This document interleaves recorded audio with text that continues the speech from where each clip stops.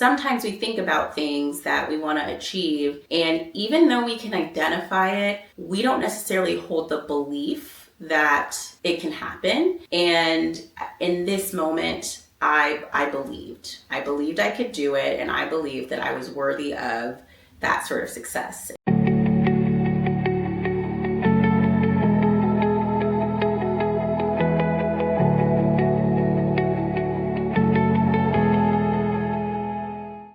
Welcome back to Bold Clarity, where we slow the noise, tell the truth, and make room for the people we're becoming. Today, I am really excited to present episode 6 to you all of the first season. This is going to be the final episode of season 1. There will definitely be more seasons to come. And I wanted to take the time today to talk about the different topics that we've discussed so far and tie them all together, specifically around what does it look like to be ready to receive. So I know that we've spent a lot of time talking through really identity and just making sure that we know who we are and how that translates over into relationships, the stories that we tell ourselves, just how our identity just impacts us to show up and how we think. And so today, thinking about what it looks like to be ready to receive, this is a crucial step in this process because you can know who you are, right? And you could do all of this work and identify yourself and your values and who you want to be. And yet, there is a certain posture required from you to go down this path of growth and actually make the commitment to do what it takes to become who you want to become. And I want to be clear, I don't think that there's anything wrong with being in a season of your life where maybe you are not ready to receive. I think sometimes we put a lot of pressure on ourselves. I am guilty of this too, where we're in this constant, I want to get better, and that is great and can lend to overworking yourself, getting burnt out. And so you want to be in a position where you are actually going to be able to absorb the content, the relationships, the experiences that are going to be a part of your journey of growth. And if you embark on this journey without being ready to receive, it will feel really hard and can honestly be pretty discouraging. And so I just want to talk through what are the specifics of you being ready to receive. And so I guess I'll start with defining what I think that means. When you are ready to receive, that means that you are mentally, physically, emotionally, spiritually ready, willing, and able to move to another level in your growth. And I think I may have mentioned this before, but a lot of times when we think about real estate, we think about clients, we rate our clients and we rate them typically on like an A, B, C, D scale. And an A client is somebody who is ready, willing, and able.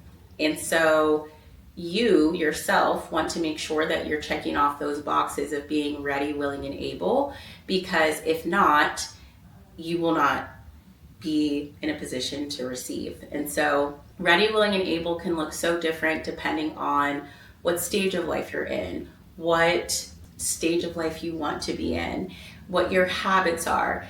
And whatever that is for you, you want to essentially make sure that you have an open mind and an open heart and you're ready to do the work that it takes to move yourself into growth. And so when I was thinking about this episode and prepping for it, a specific story came to mind of when I wasn't ready to receive. And so I'm going to share that story and provide some of the takeaways and framework around what that looked like and hopefully help someone who's going on the same journey. So As I shared, I previously worked in education. I transitioned over to real estate full time and quit my full-time job in education. And it was this big, scary thing. And yet I was ready. I was excited. And I did make the leap, and I did start with showing up in a way that I was all in and ready to be this amazing agent that I'd envisioned myself being. And so I went through training and I participated, I asked questions, I built relationships with the people around me. I focused on the things that I thought were most important for me to kind of be on this path. And so I did that, right? And the training that I went through was intense. However, I am a pretty intense person. So I actually liked it. It was very a lot of content being thrown at you, a lot of, as I shared previously, really getting down into who are you and this identity work and actually talking about who we are and are we taking care of ourselves. And I was so excited to be a part of this group that was doing an amazing job in the market, and just there was all these talented agents around me. And so I was pretty good. I showed up well, I would say. And previously, I'd had this pattern in life where I start really strong and then I kind of trickle off. I don't know if anyone else can relate. And so that trickle off started, and some of the enthusiasm that I'd had to carry me through this intense time was starting to dwindle. And so I was at a point where I knew that I wanted to be there, right? I knew I wanted to be an agent. And this was probably when I was about a year and a half to being on the team. And I had moments of success, and yet it was very up and down, very inconsistent. And so early on in being with my team as an agent, I saw the top agents. Now, I knew I wanted to be a top agent. I also knew that I wanted some sort of leadership role because I know that I'm passionate about education. I developed this passion for real estate, and being in a leadership role would kind of allow me to integrate those worlds even more than they already were. I remember sitting on one of our all company meetings. It's this jam-packed hour virtual meeting where everyone in our company is on. We're celebrating people and talking about our wins and what we're doing as a company. And I remember sitting in one particular meeting, and the president of the team at the time said something along the lines of, we're always looking for leaders and for people to fulfill these roles. And so if you have any interest, let me know. I was like, great, well, I'm gonna let her know. This happened to be at one of the times where I would say I was peaking performance-wise. And so I sent the email, and then my team leader at the time, I let her know, hey, I sent this email, I'm interested. And she's like, great, I definitely think that this is something that you would be really good at. I fully support you. I'll help you however I can. Lovely. Okay. What happened though is, even though I knew that this was something that I wanted to do, and even though I'd done a lot of work on myself and being really in tune with my habits and my way that I think and seeing the impacts in my professional life and my personal life. So I was very aware of what was going on around me. And yet what I said I wanted and what I actually was doing, those things were not aligned. And fast forward to one of the down periods during my yo-yo, I remember still saying, I want to be this leader, I want to be this leader, and talking to my team leader at the time. And she's like, Asia, when you are achieving your goals, you absolutely should restart this conversation with the president of the company about leadership. And yet, I can tell you right now, if you're not performing and you go and you advocate for this, it's probably not going to go well, rightfully so, right? And I was so frustrated and I'd just fallen off. My habits, when I was waking up, what I was doing throughout the day, none of these micro choices, right, were ones that I made consistently that aligned to who I wanted to be. I would have a day or an hour out of the day or whatever where there was this period of time that I was doing the things that I thought I, needed to do. And overall, it was inconsistent. And so I ended up actually one day, I just was looking around and I'm like, I'm tired of this. I say that I want to do this, but that's not what I'm doing. I've seen this pattern in my life before. I really am ready to change my life. And it was that big where I was like, I want to change my life. This is this profession that I'm in, this group that I'm a part of. Like, I love what they stand for. I love the work that they do. And, my life is pretty integrated and aligned when you look at values and things like that. And so it was indicative of where I was in life, where I was saying that I wanted to do one thing and then showing up in a different way. And so I just got sick of it. I got sick of it.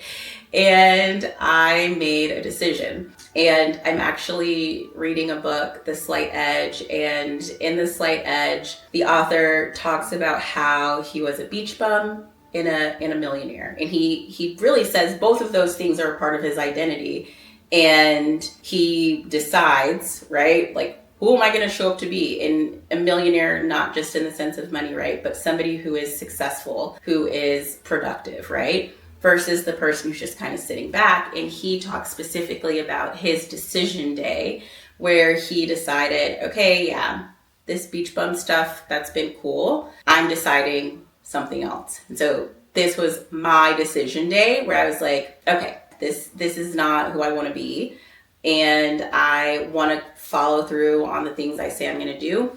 And so I think I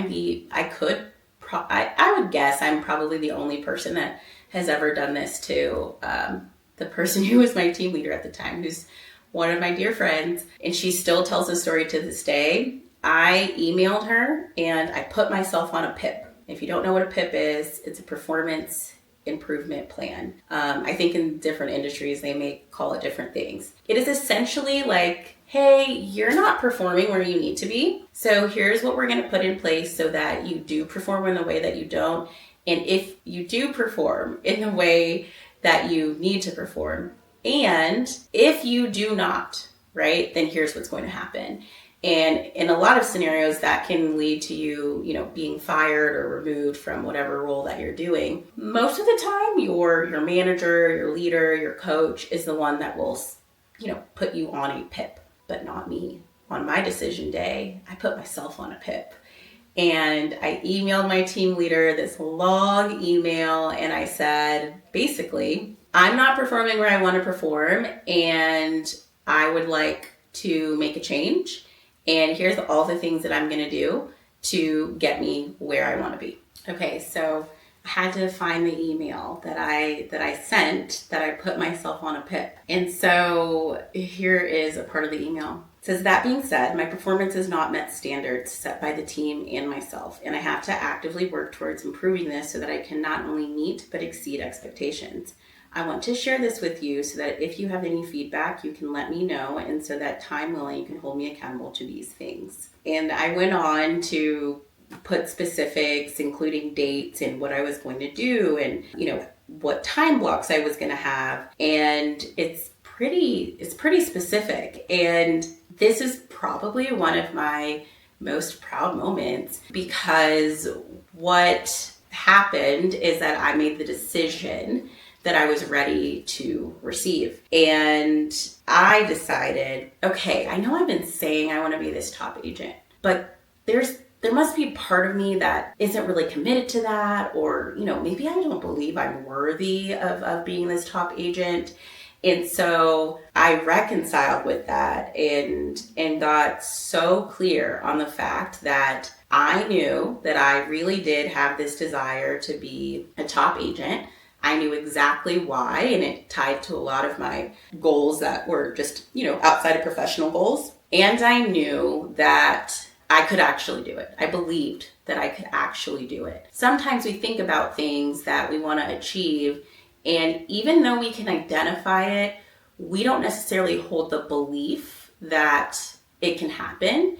And in this moment, I believed. I believed I could do it, and I believed that I was worthy of that sort of success. And so I sent that email off. I clearly identified the things that I was going to do, on a daily basis, a weekly basis, a monthly basis, that would ensure that I could achieve this goal. Something that's really important and interesting about that email that I sent is I said, I'm not meeting the standards of the team and also my standards, right? And so I think that also goes back to this whole conversation around identity and making sure that you are super clear on who you want to be. If I was not clear on that, it would have been pretty much impossible for me to say I'm not meeting my standards, because I wouldn't have known what those standards are, right? And meeting those standards that were mine, that was priority. Somebody else can give me standards and they can spell them out clear as day. I've had that experience being led and also leading where the standards are clear. However, if you don't have a personal attachment to the standards, meaning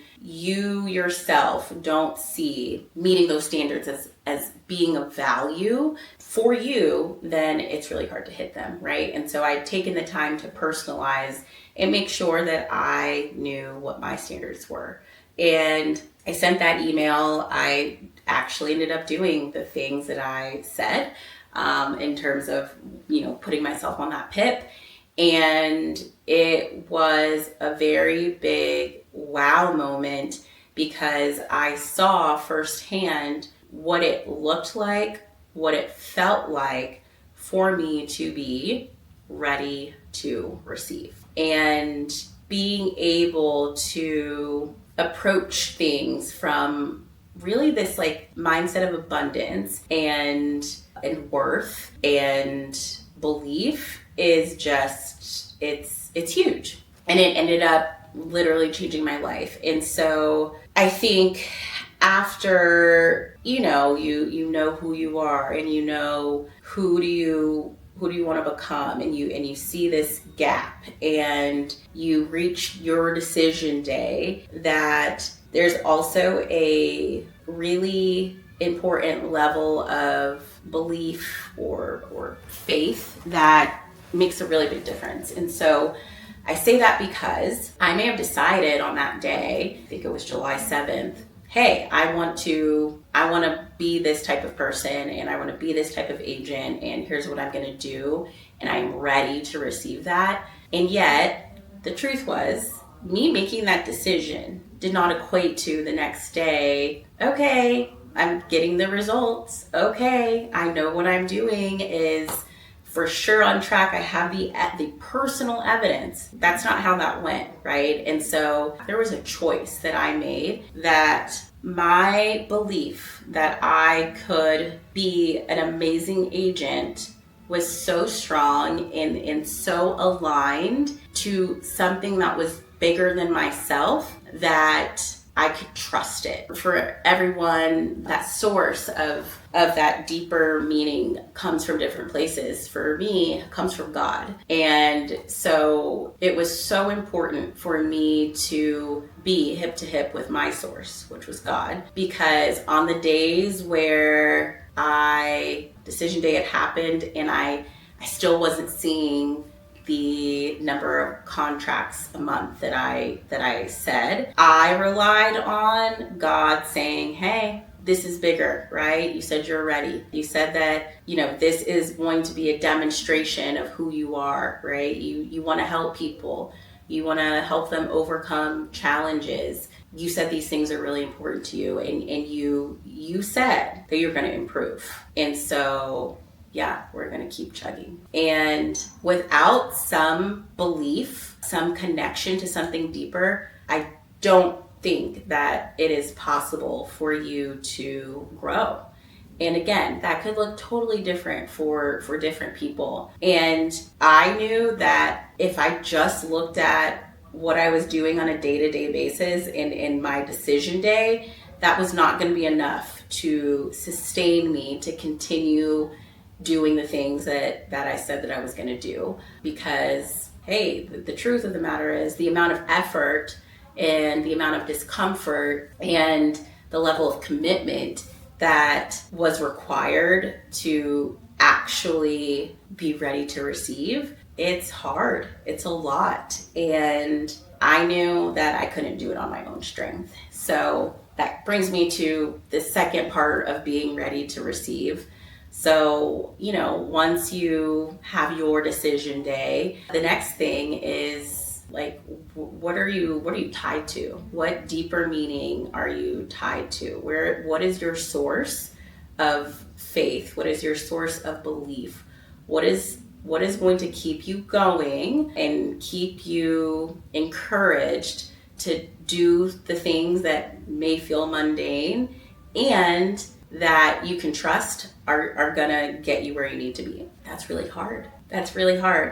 And if you're like me at all, where you maybe struggle with releasing control, that makes this even more difficult, right? Because after you've made your decision and you've decided that you're going to root yourself in faith, that requires like something different. And I know that I have a tendency to want to see my results right away. I want to know, like, for sure, hey, I'm going on the right path. This is going to get me this outcome. And on some level, that's really good. And on another level, it's not sustainable. And so when I look back during that time, I would say some of the most important habits that I developed were really around my faith. They were making sure I had opportunities to meditate, to pray, to journal. For you, that could be time for you to just sit in silence. It could be time for you to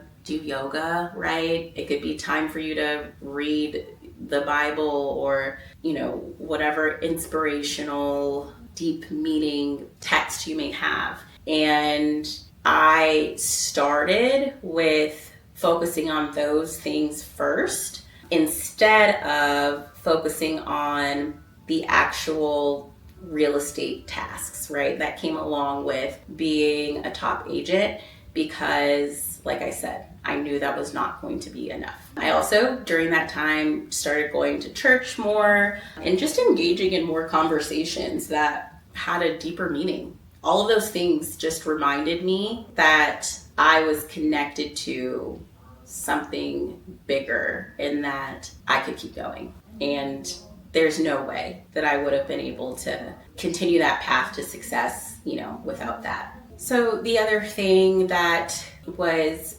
necessary for me being ready to receive, I would say, was creating space. And when I say space, I mean mental space, I mean physical space, I mean emotional space, all of it, okay? Because when you're going through this process and again, you've done this work to identify who you are and who you want to be and your thoughts and your mindset and all of that, it's going to mean that you're going to do something differently than what you did before, right? So if I look at that example of me saying, I'm sending this email and I'm putting myself on a PIP, I couldn't keep doing the things that I was doing at the level that I was doing them and expect that, I'm going to get a different result. I'm pretty sure that's the definition of insanity, right? Expecting a different result without changing your actions. And so there has to be room for these new habits, these new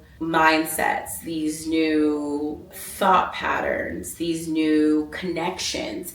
There has to be room for that because you cannot hold on to the things that put you where you didn't want to be and also hold on to the things that are going to put you where you want to be. And so making space is is crucial. When I think about making space, I know one thing that was huge for me was my calendar. And I've talked about this a little bit, and I'll talk about it a lot more in season 2. But your calendar is, especially when you are, a 1099 employee, an entrepreneur, someone who has goals that maybe are outside of what you do in your 9 to 5 or whatever the case may be. Your calendar is your business plan. It's how you design your life. And my calendar at that point was like pretty non-existent. There was a combination of things happening. Number 1, my calendar was kind of a hot mess. And number 2, I wasn't even really sticking to the things that were on my calendar. And so it was a recipe for basically me being reactive and throughout the day, just kind of seeing where the wind took me. So when I made this decision, I saw my time and my calendar in a new way, right? Time was my opportunity for me to align my actions, and my calendar was the tool that I could use to do that. And so I redid my calendar a million times, by the way, which is totally fine because you find your flow, you figure out what are the things that are on there that you're really not going to ever do, and you adjust. Nonetheless, I organized and created space so that, for example, if part of this journey is going to be, based in my faith and, my deeper meaning connection, that's going to be something that I make time for. It's not going to be something that I can just reactively on a day-to-day basis say, okay, I'll do it when I get time. That was something I put on my calendar. If you work in pretty much sales, right, setting an appointment is important. Like an appointment to get in front of a customer. And if I wanted to set 4 appointments a week, which I believe that was the goal that I'd set for myself, I probably couldn't, have a 3-hour call block on my calendar once a week and think that was going to get me to that goal, right? Because number 1, I know myself, I'm not sitting for 3 hours. Number 2, is that enough time to set 4 appointments? I don't know. At that time, it probably wasn't, right? And so that was something that I made space for on my calendar. And then I would say one of the hardest parts, which I talked a little bit about this last episode, but when you have a flexible work schedule, it is so easy to, okay, yeah, I'll go get my nails done. Sure, yeah, I'll go out to a, 2-hour lunch. And there's nothing wrong with doing those things occasionally or even consistently, as long as you also are consistently doing the things that you need to do. And so it was really hard for me because I was socializing when I could during the day, whether it be a phone call, a FaceTime, meeting somebody for lunch, going to a happy hour. I was socializing, and that became first. That was the priority, and then real estate became second. And so I had to also make the emotional space to say, okay, here's when you can socialize, and here's some boundaries around what that looks like so that you can have the space mentally to do the things that you need to do. If you go and you socialize, go to a happy hour, it turns into, going to dinner, it turns into going to another place before you make it home. Well, the next day you're tired, right? And that activity from the day before is now taking up space. If you've got time allotted for it to take up that space, and you have time allotted for the things that you want to do to become the person you want to be, fantastic. If not, you can't do those things, right? So that was another way that I made space mentally, and that was really tough because I was used to just, if somebody wants to go hang out, I'm there. Making space is just really at any stage in your life. It's such a game changer because I don't think we realize how much power and influence we have over the space that is in our life. So all that to say, if you've made it this far through these episodes, right, or maybe you're just catching this one, I highly encourage you to go back and listen to the others. If you have put in the effort to be clear on who you are. Be clear on who you want to be. Be intentional about the stories that you're telling yourself. Be intentional about the relationships that you're building. Being intentional about taking ownership of the path that you are on in your life. If you've done all of that work, which is hard work, it's good work, it's exciting work, but it's not easy. If you've done all of that, this is the next step that you take, which is making sure that you are coming from a place where you are ready to receive. Because you could do all of the other things, and yet, if you're not ready to receive, you'll stay stuck. I'd grown a lot as a person, and I'd done a lot of the work to figure out some of those things, like who I was and how am I thinking and all these things. I built some really good relationships, and I still wasn't the top agent. I still put myself on a PIP because I was not ready to receive. So remember, to be ready to receive, you want to acknowledge that you are worthy and hold the belief that you are capable of becoming the person that you want to come. Secondly, you want to make sure that you are deeply connected to whatever is your source of strength, of peace, so that you can rely on that when you are making these adjustments, right? To be this person. Lastly, you want to make space. You want to be intentional about acknowledging the things that you no longer have space for and inviting the things that you are going to make space for. And when you take all of the work that you've done and pair it with the sense of worthiness, pair it with your faith, pair it with your capacity to make space, you are ready to receive. And when you are ready to receive, oh my gosh, you will watch as you just crush and become so committed to becoming the person who you want. And that's a life-changing process. So I want to thank everyone who has listened thus far and who has helped with birthing Bold Clarity. And I really hope that this season encouraged you to just take some time to make sure that you know who you are and who you want to be, and to put the things in place that are going to help you on that growth journey. So please follow and subscribe. Check out www.bold-clarity.com. You'll see a lot of the blogs and assets that kind of go with everything that we discussed in season 1. And then stay tuned. April 6th, we will have season 2 of Bold Clarity coming to you every Wednesday, inviting the opportunity for us to all slow down, for us to all quiet the noise, and for us to all become the people that we want to become. Thanks so much.